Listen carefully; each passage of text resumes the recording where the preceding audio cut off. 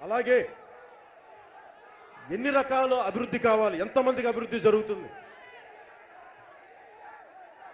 Welfare అనేది బడుగు బలహీన వర్గాలకు ఉంది, కొంత వెళ్తా ఉంది. ఈ దేశంలో బాగా నిర్లక్ష్యానికి గురవుతుంది మధ్యతరగతి పేదలతో పాటు బడుగు బలహీన వర్గాలతో పాటు మధ్యతరగతి ప్రజలు.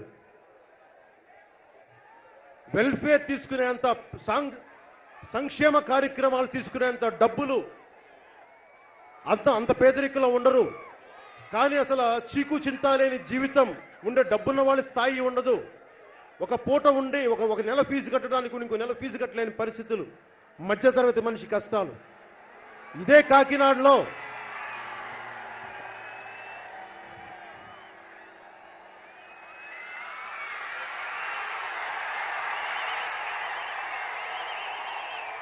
ఏ మూలకెళ్ళినా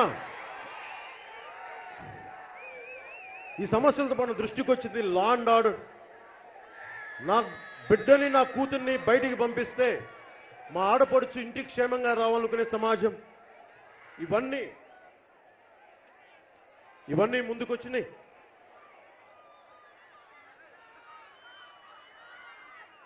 ఈ రోజున జనసేన ముఖ్యంగా వ్యవసాయానికి సంబంధించి రైతుకు అండగా నిలబడటానికి మేము ఒకటే తీసుకున్నాం. రైతుకి సాగు సాయం అందించడానికి రుణం కాదది. బడ్జెట్ని దృష్టిలో పెట్టుకొని జనసేన ప్రభుత్వం రాగానే ఒక్కొక్క రైతుకి ఎకరానికి 8,000 రూపాయలు సాగు సాయం అందిస్తాం. అది రుణం కాదు, సహాయం. మీరు సాగు చేసుకోవడానికి ఇచ్చే సహాయం సంవత్సరానికి. దానిని నిజంగా బడ్జెట్ ఇంకా ఉంటే, మిగులు బడ్జెట్ కానీ ఇవన్నీ ఉంటే దాన్ని 10,000 కూడా పెంచే ఆలోచిస్తూ ఉన్నాం. అలాగే రైతు రక్షణ భరోసా పథకం కింద 60 సంవత్సరాలు పైబడిన సన్నకారు చిన్నకారు రైతన్నలకి మరియు కౌలుదారులకి నెలకి 5,000 రూపాయల పెన్షన్ మేము నిర్ణయించాం మేనిఫెస్టోలో. అలాగే నేను రైతు కష్టం తెలిసిన వాణ్ణి,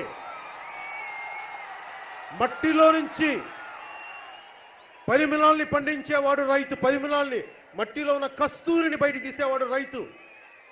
తన స్వేదంతో మన కడుపుని నింపేవాడు రైతు. ఆ రైతు ప్రాజెక్టులో భూములు పోగొట్టుకుంటున్నా పరిహారం లేకపోతా ఉంటే, భూములు కోల్పోయిన రైతులకి ప్రభుత్వం మీకు బాకీ పత్రం అందిస్తారు. మీరు ఎంతైతే నష్టపోయారు 2013 చట్టం కింద, భూసేకరణ చట్టం కింద పోయిన వంశధార నుంచి రోడ్ వైడనింగ్ లో కానీ ఎవరు భూములు కోల్పోయినా 2013 భూసేకరణ చట్టం కింద అన్ని పరిధిలోకి తీసుకొచ్చి మీకు దాని ప్రకారం మీకు న్యాయం అందజేస్తామని తెలియజేస్తా ఉన్నాను. అలాగే రైతే రాజు. భూమి కోల్పోయి రైతులు భూములు కోల్పోయి ఎవరెవరో ఎక్కడెక్కడ నుంచి వచ్చిన పరిశ్రమలు, మన కాకినాడ SEZ కానీ, మీరు భూములు కోల్పోయి మీరు రోడ్ల మీద ఎందుకు పడాలి? మేము ఒకటే తీసుకున్నాం. రైతుల్ని పారిశ్రామికరణలో, ఇండస్ట్రియలైజేషన్లో మిమ్మల్ని భాగస్వామ్యం చేస్తాం.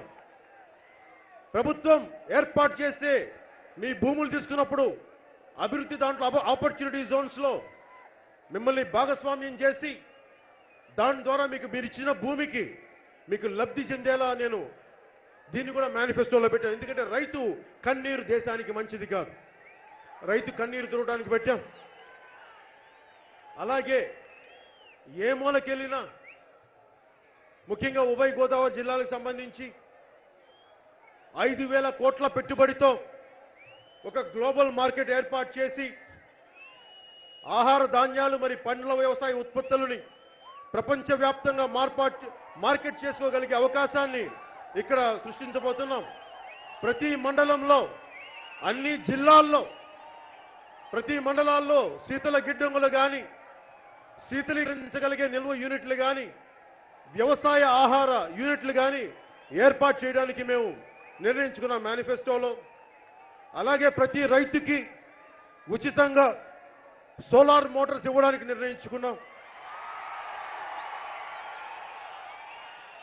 ముఖ్యంగా ప్రకాశం జిల్లా నీటిపారుదల మరియు తాగునీటి సదుపాయం కోసం మన ప్రకాశం జిల్లాలో చెప్పాను, వెలిగొండ ప్రాజెక్ట్ని పూర్తి చేస్తామని.